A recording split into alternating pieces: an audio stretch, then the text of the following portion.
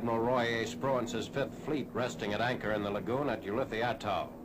Navy advices indicate this is the greatest collection of U.S. fighting and cargo ships ever assembled in one place. Ulithi Atoll consists of a cluster of 34 tiny islands surrounded by a narrow coral reef. It lies 105 statute miles from Japanese-held Yap and 1,777 miles from Tokyo itself.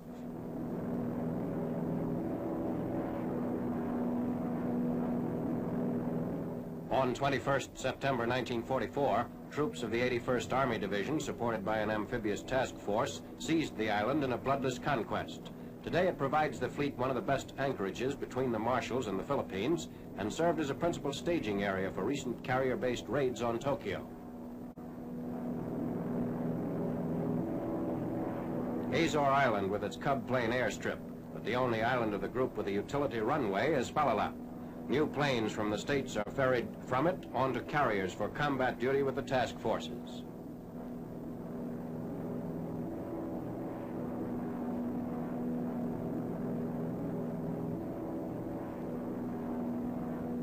Assembled in the anchorage is practically every type of combat and supply ship used by the U.S. Navy. Carriers loaded with fighter and bomber planes. Cruisers and battleships from the Iowa class down to the New York class. A mother ship and her destroyers. A hospital ship. A floating dry dock waiting to repair a damaged ship and rush it back into action.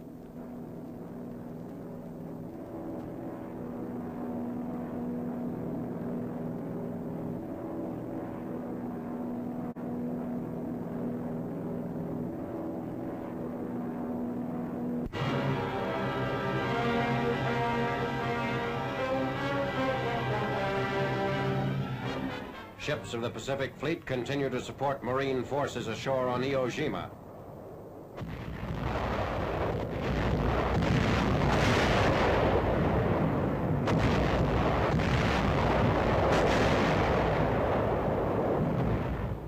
Navy and Marine Corps combat cameramen record additional phases of the battle for the volcanic island, including new strikes by carrier aircraft.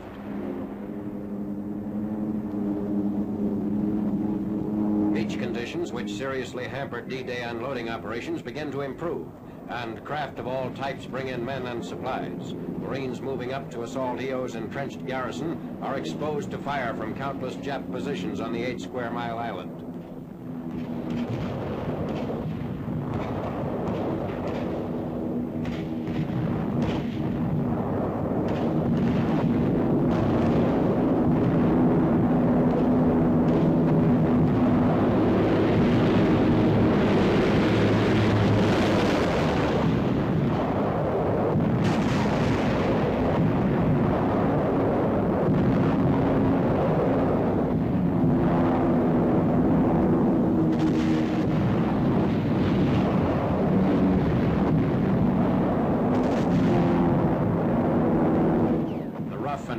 Country of crags and caves makes it easy for the enemy to infiltrate, and individual Marine units face sudden attack from any side.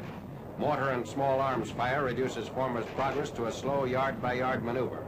These are the conditions confronting all three Marine divisions on Iwo in the toughest battle of the Corps' long history.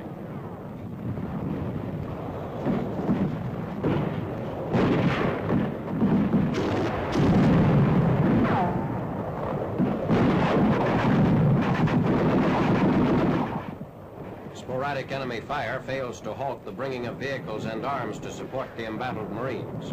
Beach parties employ cranes to unload 105s for use against the island's heavy fortifications.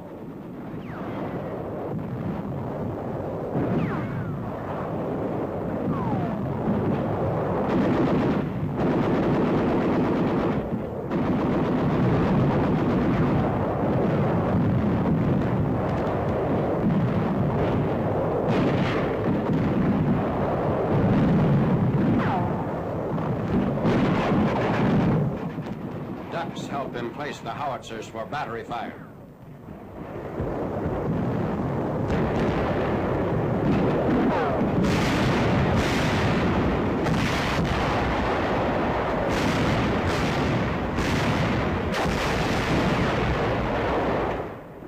Others call Iwo the world's weirdest battlefield. The ground steams and smokes. The air reeks of sulfur. Our Marines are actually in battle on the floor of an active volcano. Offshore fire resumes. Officers concerned in the naval gunfire support of the campaign estimate that by 6th March, approximately 15,000 tons of shells had been hurled at Iwo since the preliminary bombardment began 16th February.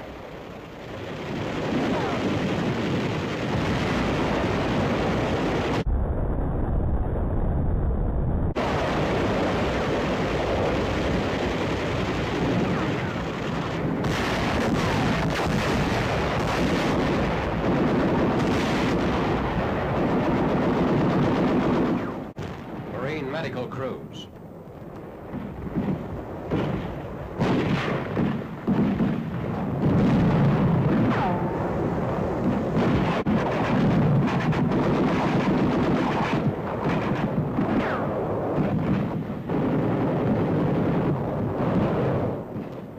Iwo's treacherous caves covered with the black ashes that lie over the entire island gradually are reduced.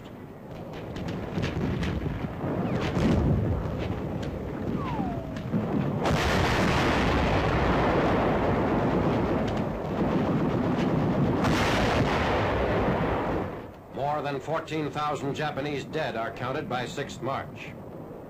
Atop Mount Suribachi,